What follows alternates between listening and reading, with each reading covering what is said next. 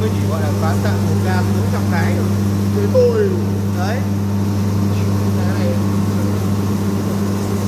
Yên tâm, không như máy bên kia rồi chạy nhanh hỏng, máy này chạy thoải mái.